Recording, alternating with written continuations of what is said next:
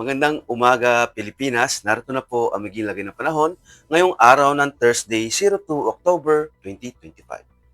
Base po sa ating synoptic situation, naging tropical storm na nga ang binabantayan nating bagyo na si Paulo. Ito ay nasa layo ng 705 kilometers east ng Infanta, Quezon. Ito may taglay na hangin malapit sa gitna na umaabot sa 65 kilometers per hour at meron namang pagbugso ng 80 kilometers per hour.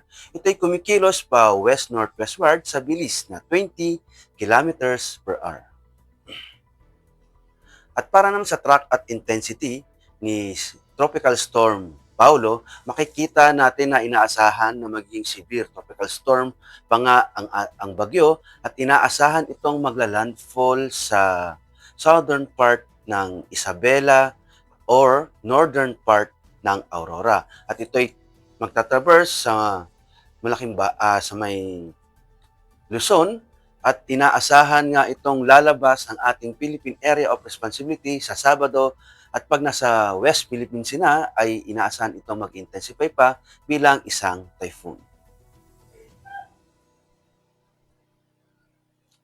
Dulot nga ng bagyong Paulo ay meron ng itinaas na signal number 1 sa malaking bahagi ng Luzon. Nandiyan ang Ilocos Norte, Apayao, Cagayan, Abra, Kalinga, Ilocos Sur, Mountain Province, Ifugao, Isabela, La Union, Benguet, Quirino, Aurora, Nueva Ecija, Pangasinan, northern part ng Zambales, Tarlac, northern part ng Pampanga, northern part din ng Bulacan, at northern part ng Quezon, kasama na dyan ang Polillo Island at Catanduanes.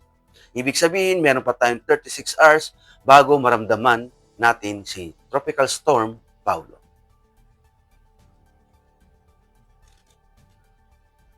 At para naman sa magiging pagtaya ng panahon, makikita natin ang magiging epekto ni Tropical Storm Paulo sa Isabela, Quezon, Aurora, at sa Catanduanes. Samantala, sa nalabing bahagi ng Luzon ay magiging maulap na kalangitan na may kalat-kalat na pag-ulan, kulog at kidlat. Dulot yan ng trap ni Tropical Storm Paulo. At sa Kalayaan Island at Puerto Princesa, magiging bahagyang maulap hanggang sa maulap na papawirin na may pulo-pulong pag-ulan, kulog at kidlat.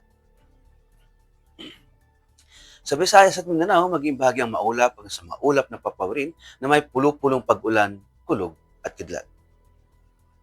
At para naman sa 3 araw na pagtataya sa Metro Manila, Cavite, Lipa, ay makakaranas hanggang bukas at Sabado ng maulap na kalangitan na may kalat-kalat na pag-ulan, kulog at kidlat. At pagdating ng Linggo, maging bahagyang maulap hanggang sa maulap na papawirin na may pulo-pulong pag-ulan, kulog at kidlat. Sa Angeles, makakaranas ng maulap na kalangitan na may kalat-kalat na pag-ulan, kulog at kidlat sa susunod na 3 araw. Sa Puerto Princesa at Kalayaan Island, makikita natin bukas ay maging bahagyang maulap hanggang sa maulap na papawirin na may pulo-pulong pag-ulan, kulog at kidlat at pagdating ng Sabado hanggang Linggo ay maging maulap na kalangitan na may kalat-kalat na pag-ulan, kulog at kidlat.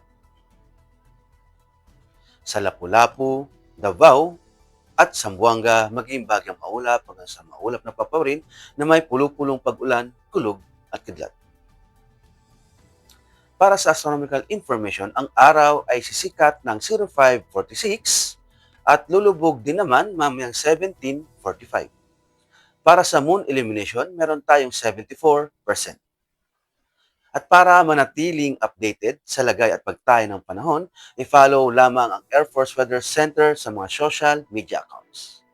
Sa ngalan ng aming commanding officer na si Colonel Alvin Jan Cugador Pop Jesse, ako po si Technical Sergeant Brian Benedict Garcia, Weather Forecaster ng Air Force Weather Center.